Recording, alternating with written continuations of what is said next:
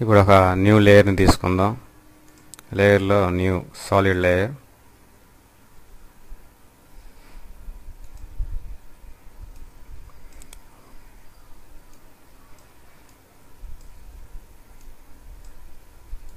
Okay, ఈ layer select చేసి ఉంచి ఎఫెక్ట్స్లో ట్రాప్ కోడ్లో పార్టికల్ సెలెక్ట్ చేయండి. పార్టికల్లో యానిమేషన్ ప్రాజెక్ట్లో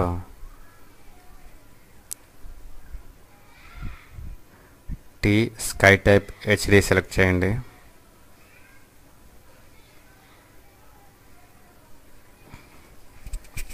ఇప్పుడు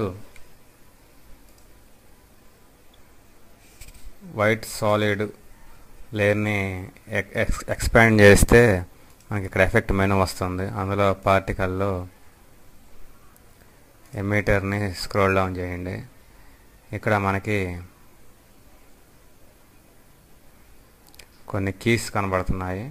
అవి డిఫాల్ట్గా మనకి కొన్ని లెటర్స్ మనం అప్లై చేసినప్పుడు వేరే లెటర్స్ కొన్ని వస్తాయి.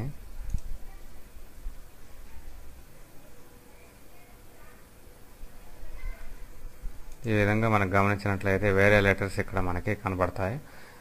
ఇక్కడ ఆ కీస్ని మనం డిలీట్ చేద్దాం. ఇక్కడ మనం ఆ కీస్కి బదులుగా ఇక్కడ మనం ఏదైతే లెటర్స్ రాయాలనుకుంటున్నామో ఆ లెటర్స్కి కీస్ వచ్చేటట్లుగా మనం క్రియేట్ చేద్దాం. ఇక్కడ ఉన్న కీస్ని మాత్రం డిలీట్ చేద్దాం.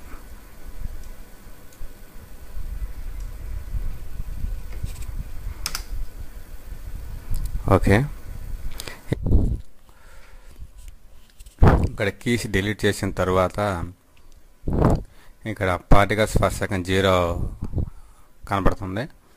అలాగే ఇక్కడ రెండు కనుక సెలెక్ట్ అయ్యి ఉంటే ఓపెన్ బేస్లో క్లిక్ ఇవ్వండి, రెండు సెలెక్షన్ అనేది పోతుంది. ఇక్కడ పార్టికల్ పర్ సెకండ్ 0 ఉంది కాబట్టి అది ఇంక్రీజ్ చేద్దాం. ముందు అసలు పార్టికల్ అనేది ఎక్కడ ఉందో ముందు ఆ పాయింట్ తీసుకుంటే ముందు పార్టికల్లో పొజిషన్ XY ఎదురుగా ఒక కర్సర్ పాయింట్ ఉంటుంది. దాని మీద క్లిక్ చేసి అది తీసుకొచ్చి విండోలో క్లిక్ చేయండి. కాంపోజిషన్ విండోలో క్లిక్ చేసినట్లయితే మనకి ఆ పాయింట్ ఎక్కడ ఉన్నదో తెలుస్తుంది. ఇప్పుడు ప్లే చేసి చూసినట్లయితే అక్కడ మనకి పార్టికల్స్ ఏమీ రావట్లేదు. అంటే మనకి పార్టికల్స్ పర్ సెకండ్ మనం ఇక్కడ 0 ఉంది కాబట్టి ఒక 50 టైప్ చేయండి, 50 టైప్ చేయండి. ఇప్పుడు చూడండి, ఇప్పుడు ప్లే చేసి చూడండి. ప్లేస్ మారుద్దాం.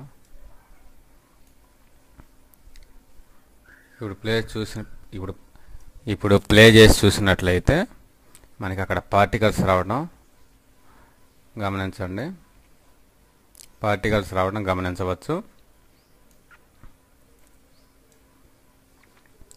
ఓకే, ఇది మనకి పార్టికల్ వచ్చే పాయింట్. ఇప్పుడు తర్వాత ఈ పొజిషన్ XY అనేది సెలెక్షన్ చేసి ఉంచి యానిమేషన్ మెనూలో యాడ్ ఎక్స్ప్రెషన్ క్లిక్ చేయండి.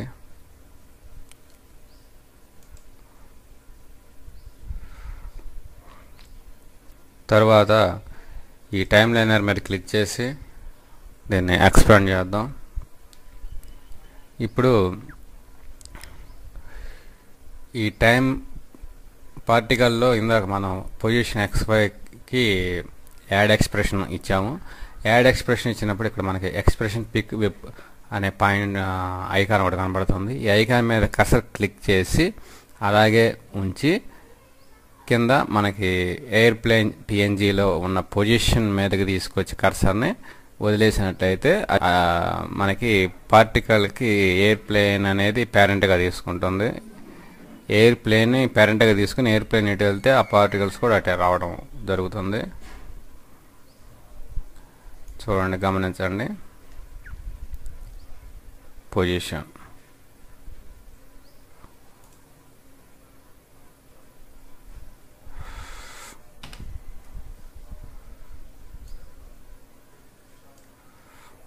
గమనించండి. ఆ పార్టికల్స్ పాయింట్ అనేది ఎయిర్ప్లేన్ని ఫాలో అవుతుంది. దీనికి బ్యాక్గ్రౌండ్ మారుద్దాం, మనకి క్లారిటీ ఉంటుంది. ఇంకో లేయర్ తీసుకోండి.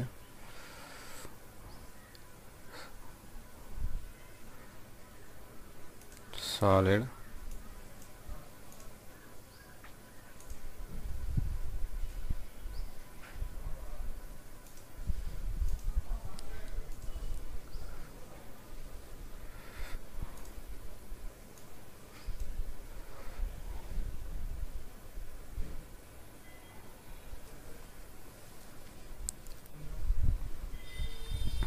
ఇప్పుడు ఈ టెక్స్ట్ లేయర్ని కూడా ఆఫ్ చేద్దాం. ఇప్పుడు ప్లే చేసి చూసినట్లయితే